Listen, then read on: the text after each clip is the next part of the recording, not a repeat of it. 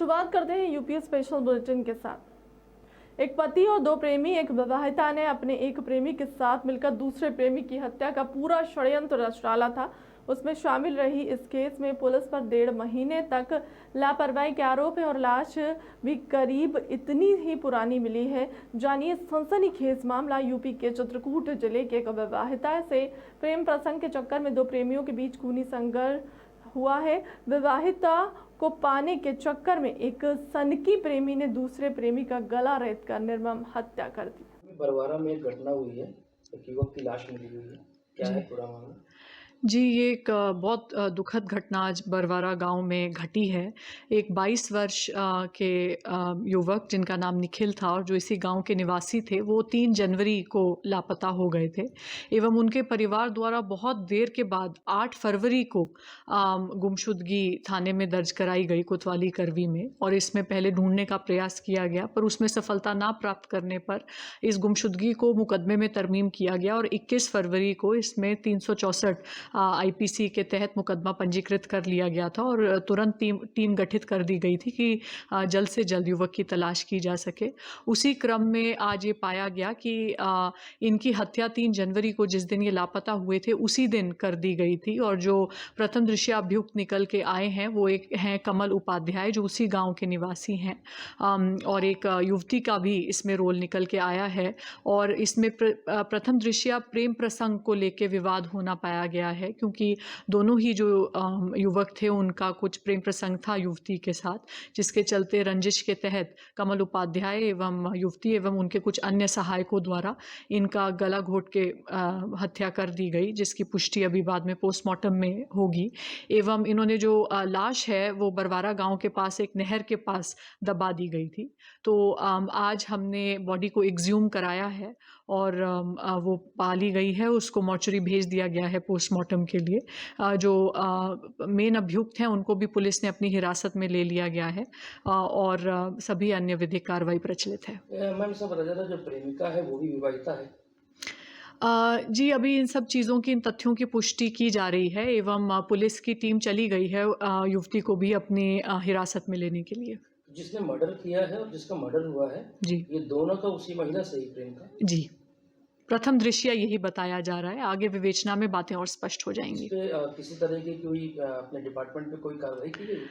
जी, पहले तो परिवार ने बहुत लेट गुमशुदगी दर्ज कराई। 8 फरवरी को गुमशुदगी दर्ज हुई, लगभग 1 माह के लापता होने के बाद। लेकिन उसके बाद जो तत्कालीन थानाध्यक्ष थे एवं उपनिरीक्षक राधेश्याम, जिनको ये गुमशुदगी जांच के लिए सुपुर्द हुई थी, उनके पार्ट पे भी थोड़ी सी लापरवाही प्रतीत होती है कि उन्होंने समयबद्ध रूप से उचित विधिक कार्रवाई नहीं की और एफआईआर में तरमीम करने में लंबा समय लग गया। तो इसी के संबंध में दोनों के विरुद्ध विभागीय कार्रवाई का आदेश पारित कर दिया गया है।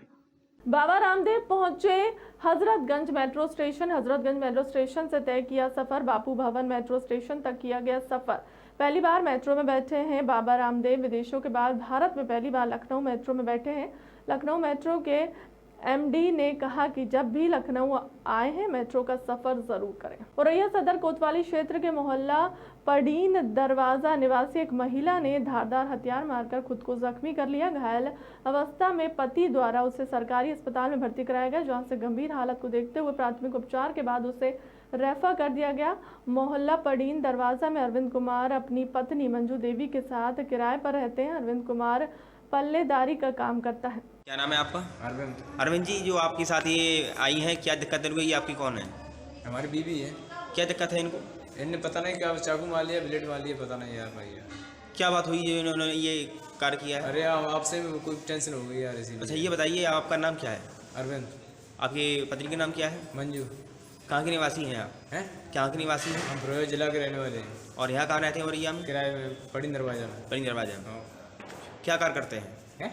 क्या पल्लेदारी करते हैं। औरैया ने कहा, चुनाव में वैश्य वर्ग को अधिकांश सीटों पर भागीदारी ना दी गई तो समाज राष्ट्रीय स्तर पर आंदोलन करेगा तो मजबूर होगा।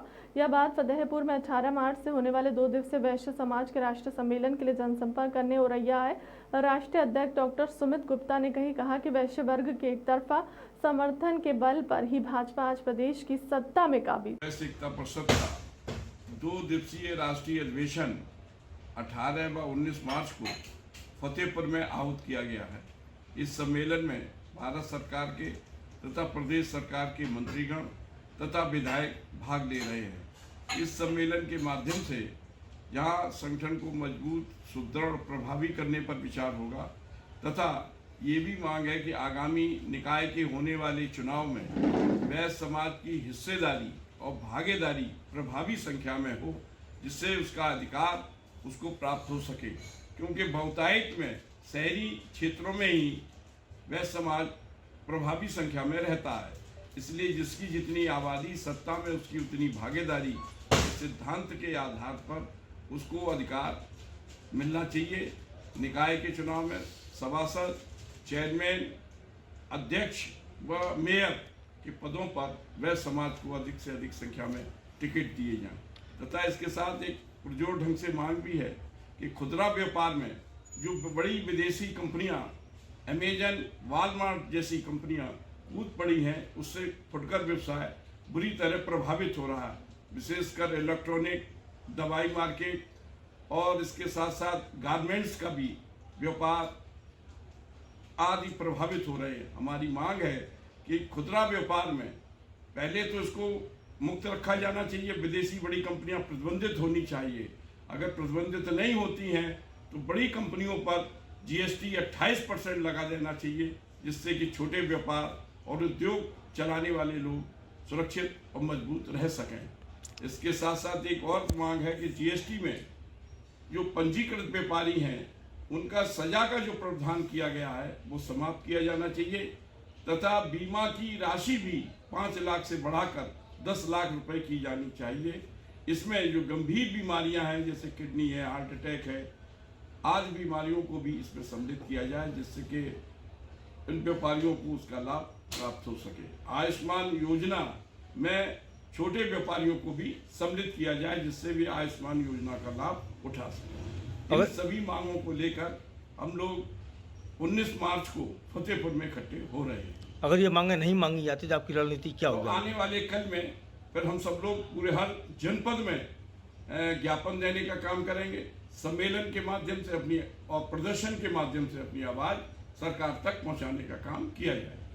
भाजपा सरकार लगातार गुलामी के चिन्हों को समाप्त कर उनके नाम बदलने का कार्य कर रही है। महानगरों के बाद द्वीपों के नाम बदलने जा रहे हैं। इसी क्रम में आज आने वाले समय में पुरानी सांसद जो अंग्रेजों का प्रतीक है उसे समाप्त कर नए सांसद का निर्माण हो रहा है। इसका मुख्य उद्देश्य है कि आने वाली पीढ़ी गौरवान्वित महसूस करे। श्रीमान हमारे प्रधानमंत्री नरेंद्र मोदी जी के निर्देशन में और आदरणीय हमारी वित्त मंत्री श्रीमती सीतारमन जी ने, निर्मला सीतारमन जी ने जो बजट प्रस्तुत किया है, यह अमृत काल को ध्यान में रखकर पेश किया गया है। बजट सर्वस्पर्शी है, सर्वग्राही है और सर्वांगीण विकास करने वाला है। इस बजट में कृषि और किसान को भी प्रोत्साहित करने का व्यवस्था है, रोजगार भी सृजन करने की व्यवस्था है, महिला उत्थान की भी व्यवस्था है और विशेष करके कौशल से जुटे हुए नौजवान के काम करने के लिए भी व्यवस्था है। और विशेष करके मध्यम वर्ग को जो टैक्स में 5 लाख से 7 लाख किया गया है, उससे मध्यम वर्ग को भी इस बजट से बहुत बड़ी राहत मिली है और इसका एक वातावरण बना है। कुल मिला के ये बजट भारत को आगे विश्व के पटल पर एक आर्थिक ताकत बनाने के लिए आधार बनेगा और इसी पर चलते हुए आगे भारत विश्व का शीर्ष राष्ट्र बनेगा। बांदा जनपद के बेबरू कोतवाली क्षेत्र अंतर्गत मुरबल गांव पर खेतों के ट्यूबवेल के पास एक लगभग 45 वर्षीय अज्ञात महिला का शव बरामद किया गया। शव को देखकर ग्रामीणों में हड़कंप मच गया। वहीं सूचना मिलते ही मौके पर पहुंची पुलिस पहचान करवाने पर जुटी है। मामला बेबरू कोतवाली क्षेत्र अंतर्गत मुरबल गाँव का है। थाना बबेरू के मुरबल क्षेत्र में एक अज्ञात महिला के शव मिलने की सूचना पर हम सभी अधिकारीगण तथा फील्ड यूनिट, डॉग स्क्वाड सभी मौके पर पहुंचे हैं। अभी जो देख के लग रहा है प्रेमा फेसी गला दबा के मारने की बात समझ में आ रही है। अभी तक मृतका की पहचान नहीं हो पाई है, जिसके लिए पूरे प्रयास किए जा रहे हैं। बॉडी को मॉर्चरी भिजवा के आगे की विधिक कार्रवाई की जा रही है। नोएडा के सेक्टर 63 पहुंचे समाजवादी पार्टी के राष्ट्रीय अध्यक्ष अखिलेश यादव निजी जनसभा को किया संबोधित। पूर्व मुख्यमंत्री अखिलेश यादव ने नोएडा पुलिस पर जमकर बोला हमला, सरकार आई तो अधिकारी जाएंगे जेल। अखिलेश यादव ने कहा कि नोएडा में हो रहे फर्जी एनकाउंटर और मुख्यमंत्री नोएडा के निजी कार्यक्रम के दौरे पर थे। इस दौरान सभा को संबोधित करते हुए आए हुए कार्यकर्ताओं को किया धन्यवाद। अखिलेश यादव ने मैं अपने पत्रकार साथियों का धन्यवाद देता हूँ। मैं अपने पत्रकार साथियों का धन्यवाद देना चाहता हूँ। आप पूछिए। भारतीय जनता पार्टी लगातार ये रट रही है और न केवल खुद रट रही है, अखबारों के माध्यम से, बड़े बड़े विज्ञापनों के माध्यम से ये सपना दिखाया जा रहा है कि ये $1 ट्रिलियन इकोनॉमी को उत्तर प्रदेश का बना देंगे। पहले भारतीय जनता पार्टी ये बताए कि जिन्होंने ये वादा किया था कि 2022 तक किसानों की आमदनी दुगनी हो जाएगी, महंगाई तो बढ़ा दी लेकिन आमदनी दुगनी नहीं की। और $1 ट्रिलियन इकोनॉमी के लिए उत्तर प्रदेश की ग्रोथ रेट क्या होगी। और जिस सरकार ने पिछले 5 बजट साल और एक इस साल का बर्बाद कर दिया हो, जो घोषणा पत्र में शामिल की गई थी चीजें, वो कोई पूरी नहीं कर पाए हैं। इनसे पूछिए अपना संकल्प पत्र, अपना पुराना घोषणा पत्र अगर उन्होंने देखा हो पलट करके या उनकी चीजों को पूरा किया हो तो भरोसा करेगी जनता। ये $1 ट्रिलियन इकोनॉमी केवल सपना है, झूठ है। और जितने भी MOU किए इन्होंने, कई ऐसे MOU हैं जो ये पाए गए हैं कि फर्जी थे। आपको याद होगा अमेरिका जाने के बाद वहाँ पर जिस यूनिवर्सिटी क्या इन्वेस्टमेंट लाने का उन्होंने MOU किया था, वो यूनिवर्सिटी थी नहीं। और इससे पहले 4 लाख करोड़ का मेला लगाया था, उसके बाद डिफेंस एक्सपो लगाया था। और याद कीजिए, डिफेंस एक्सपो लगाने पर इन्होंने कहा कि बुंदेलखंड में मिसाइल बनेंगी, बम बनाए जाएंगे। आज 6 साल के बाद पूछना चाहते हैं आखिरकार कहाँ तक चीजें पहुंची हैं।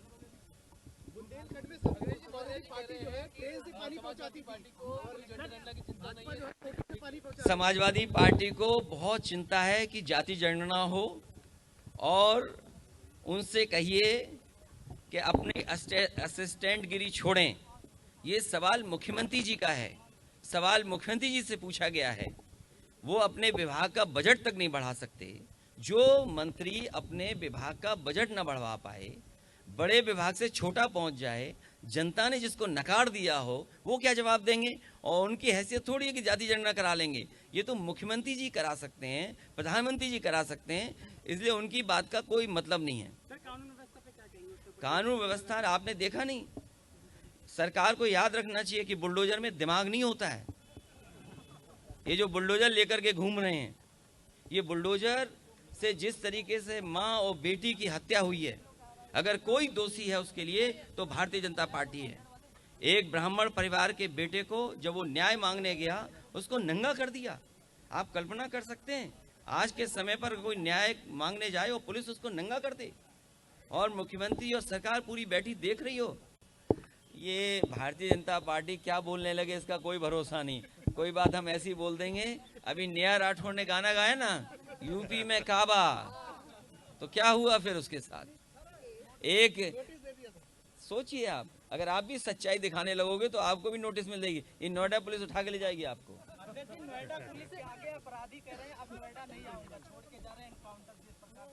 ये फर्जी इनकाउंटर हैं और आप देखना बहुत सारे पुलिस के अधिकारी जेल जाएंगे समय आने पर। अखिलेश यादव भारतीय जनता पार्टी है। एक ब्राह्मण परिवार के बेटे को जब वो न्याय मांगने गया, उसको नंगा कर दिया। आप कल्पना कर सकते हैं आज के समय पर कोई न्याय मांगने जाए और पुलिस उसको नंगा कर दे, और मुख्यमंत्री और सरकार पूरी बैठी देख रही हो, अधिकारियों के खिलाफ कोई कार्रवाई ना हो पाई। और आज तो खबर आई है कि पुलिस एक व्यापारी पे पैसा लूट रही थी। क्या आप कल्पना करेंगे कि माँ बेटी को जला दिया जाए और प्रशासन देख रहा हो। ये है लॉ एंड ऑर्डर। और NCRB के आंकड़े बताते हैं कि सबसे अनसेफ अगर कोई स्टेट महिलाओं के लिए, बेटियों के लिए है तो वो उत्तर प्रदेश।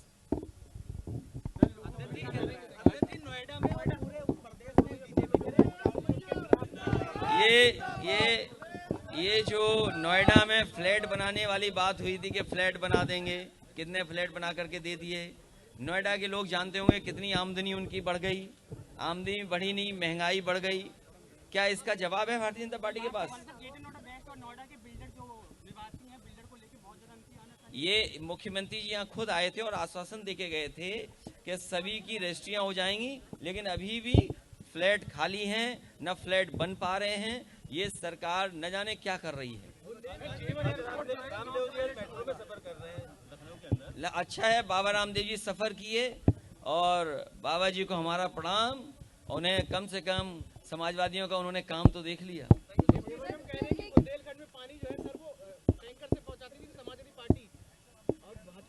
गोकुल के रमण रेती आश्रम में खेली गई होली। संत ने भक्तों के साथ खेली होली। प्राकृतिक रंगों और फूलों और लड्डुओं की हुई होली। भगवान श्री कृष्ण और राधा रानी की लीलाओं का हुआ मंचन। बड़ी संख्या में श्रद्धालु हुए शामिल। उदासीन कृषि आश्रम रमण रेती के पीठाधीश्वर कृष्ण गुरुचरण नाथ महाराज ने भी भक्तों के साथ लिया होली का आनंद। पिचकारी से भक्तों पर रंगों की बौछार। अद्भुत दिखा होली का नजारा। जानते हैं कि ब्रिज की होली विश्व प्रसिद्ध है, जिसको देखने के लिए दूर दूर से श्रद्धालु, दर्शक, पर्यटक सभी लोग आते हैं। और ब्रिज की इस रंगीन होली की शुरुआत आज रमन रेती आश्रम से हुई है, जिसमें हमें पूरे ब्रिज में आने वाले दिनों में अलग अलग प्रकार से जिस तरह से ये रंगोत्सव मनाया जाएगा उसकी झलक यहाँ देखने को मिली। और फूलों की होली का भी यहाँ पे आयोजन हुआ। मैं सभी ब्रजवासियों को, मथुरा वासियों को बहुत बहुत होली की शुभकामनाएं देता हूँ। रंगों का यह त्यौहार आप सबके जीवन में रंग लेकर आए, खुशियाँ लेकर आए हैं, इसीलिए मेरी शुभकामनाएं। लाठी आपके सामने लाठी क्या कहेंगे? प्रेम की लाठियाँ थी, वो हमारी परंपरा से जुड़ी हुई लाठियाँ थी और उसी भाव से इस होली के त्यौहार में आगे भी हम लोग प्रेम के और रंगों के साथ उसको मनाते हैं। ऑपरेशन दोस्त के तहत वाराणसी से एनडीआरएफ की टीम तुर्की पहुंची थी। यहां पर उन्होंने आपदा राहत बचाव कार्य को सफलतापूर्वक पूरा करने के बाद आज वाराणसी पहुंच गए। यहां पर एनडीआरएफ के जवानों का भव्य स्वागत किया गया। इस दौरान यूपी सरकार के स्वतंत्र प्रभार मंत्री दयाशंकर मिश्र और कमिश्नर कौशल राज शर्मा ने एनडीआरएफ की टीम का स्वागत करते हुए उनकी हौसला अफजाई की। उत्तर प्रदेश सरकार के 1 वर्ष की उपलब्धियों के प्रदर्शनी का उद्घाटन चौका घाट स्थित सांस्कृतिक स्कूल में किया गया, जिसमें मुख्य अतिथि के तौर पर उत्तर प्रदेश सरकार के राज्य मंत्री दयाशंकर मिश्र उर्फ दयालु गुरु शामिल हुए। मंत्री दयाशंकर मिश्र पूर्व दयालु गुरु ने मीडिया से बात करते हुए कहा कि उत्तर प्रदेश सरकार के 1 साल के कार्यों का लेखा जोखा इस प्रदर्शनी के माध्यम से लगाया जा रहा है। प्रदर्शनी पे आप क्या कहना चाहेंगे? लोकतंत्र में जनता को ये जानने का अधिकार है कि जिस सरकार को हम चुन के भेजे थे वो सरकार क्या कर रही है। सरकार के प्रति जवाबदेही बनती है। वर्तमान में माननीय मोदी जी, माननीय योगी जी ने जनता जवाब मांगे तब हम जवाब देंगे, यह ठीक नहीं है। जनता को प्रदर्शनी के माध्यम से यह बताया जा रहा है कि हम जो आपसे कहे थे वो पूरा कर रहे हैं कि नहीं कर रहे हैं, जानिए। और डाटा सहित कौन सा काम कितना हुआ 1 साल के अंदर यह बताया जा रहा है। इस प्रदर्शनी में लोगों काशी में मेरा अपील है कि आप आइए, इसको देखिए और देखने के बाद इनके योजनाओं के बारे में बताया जा रहा है, इसका लाभ भी लीजिए। चीफ फूड सेफ्टी ऑफिसर के घर 30 लाख की चोरी का खुलासा। चोरी के आरोप में पुलिस ने किया ट्यूशन टीचर प्रशांत चौधरी को गिरफ्तार।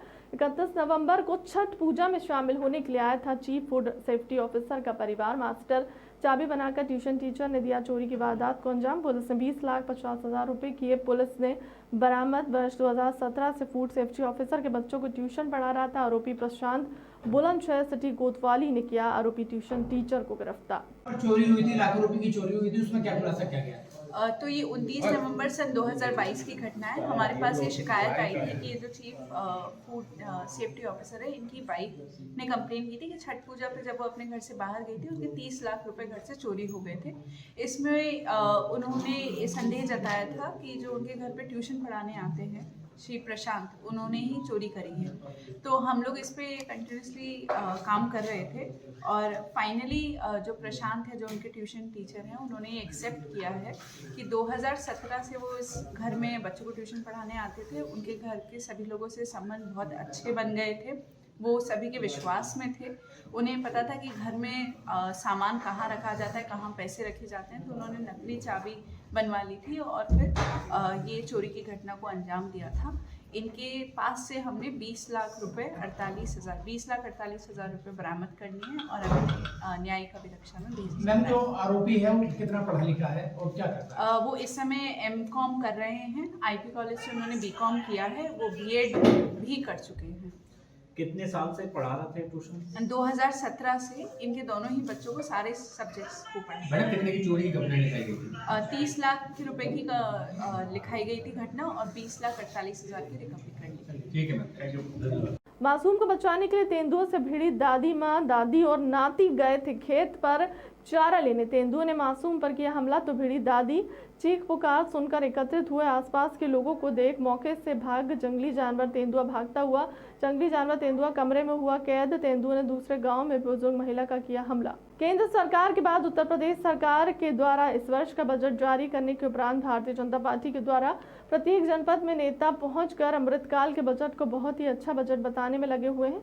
इस क्रम में आज अमेठी जनपद गौरीगंज मुख्यालय स्थित भारतीय जनता पार्टी के कार्यालय में भारतीय जनता पार्टी महिला मोर्चा की प्रदेश मंत्री कविता यादव त्रिपाठी बतौर मुख्य अतिथि और विशिष्ट अतिथि के रूप में क्षेत्रीय मंत्री गीता विश्वकर्मा पहुंची। 14 को आज केंद्र व प्रदेश सरकार की महत्वपूर्ण नीतियां, निर्णयों, उपलब्धियां और जनकल्याणकारी योजनाओं विषयक प्रदर्शनी और सदस्य राज्य महिला आयोग श्रीमती निर्मला दीक्षित व राज्य अल्पसंख्यक आयोग के अध्यक्ष अशफाक सैफी और महानगर अध्यक्ष भाजपा भानु महाजन द्वारा दीप प्रज्वल व फीता काटकर व विश्वकर्मा कोठी मीना बाजार मैदान आगरा में किया गया। इस पर क्या कहना चाहते हैं?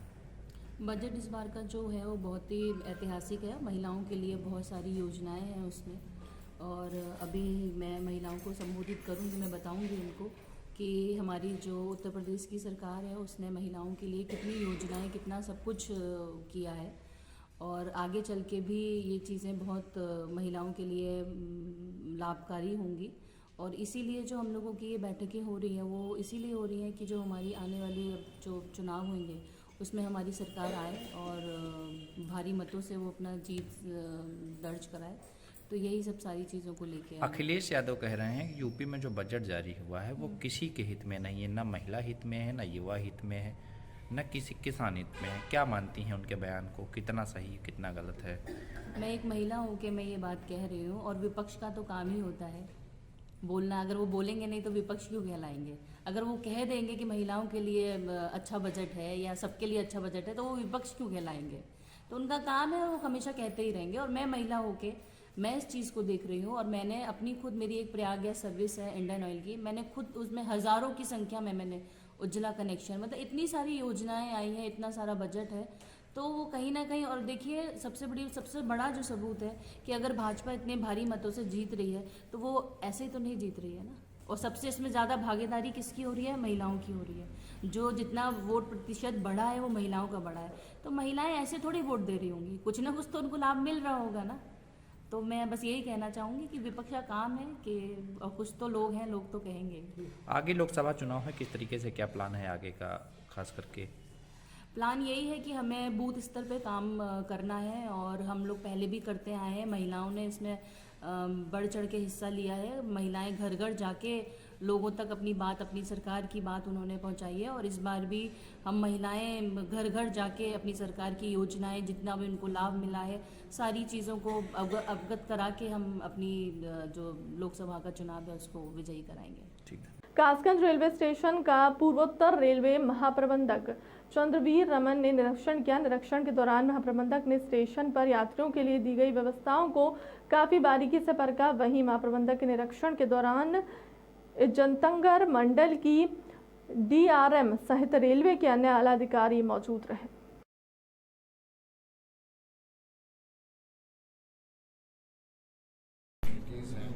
उसका निरीक्षण किया। जनरली जो है यहाँ का जो फैसिलिटीज़ है सब ठीक है, बट हमेशा हम कहते हैं ना कि इम्प्रूवमेंट का स्कोप रहता है, जिसको फर्दर बहुत सारी चीज़ें इम्प्रूव किया जा सकता है। बट आपको जान के खुशी होगी कि इस स्टेशन को हम लोग अमृत भारत स्टेशन के अंदर चुना है। इसमें बहुत सारी सुविधाएं ऐड की जाएगी, उसका भी हम डिस्कशन कर रहे थे अपने ऑफिसर से, डिवीजन के ऑफिसर से। और ये सब चीज़ हम, जैसे कि आपका है आउटसाइड फसाड एरिया है, जो आपके टॉयलेट रहेंगे, जो आपके लाइटिंग सिस्टम है, जो प्लेटफॉर्म है, ये सब चीज़ उसमें को इम्प्रूव किया जाएगा और ये जल्दी है। सर एक प्रश्न ये था आपसे, जैसे सर जो महत्वपूर्ण ट्रेनें हैं, खासतौर से जो रात में चलने वाली ट्रेनें होती हैं, तो यात्री सर कभी कभी सो जाते हैं ट्रेनों में, तो क्या सर ऐसा कभी हो सकता है, बताओ एक जिम्मेदार पोस्ट पे हैं, कि जैसे मेट्रो में होता है कि ये स्टेशन आने वाला है। बुलेटिन की शुरुआत करते हैं ताज़ा खबरों के साथ। कांग्रेस विधायक गुलाब कमरों व आदिवासी समाज पर विवादित बयान के विरोध में कांग्रेसी और सर्व आदिवासी समाज ने किया पुतला दहन। भाजपा नेता व जनकपुर जनपद पंचायत के उपाध्यक्ष दुर्गा शंकर मिश्रा का किया पुतला दहन। सर्व आदिवासी समाज द्वारा थाने में दुर्गा शंकर के खिलाफ केलहारी थाने में शिकायत की है, गिरफ्तारी की मांग। 22 तारीख को केलहारी की इस पावन धरती पे भाजपा का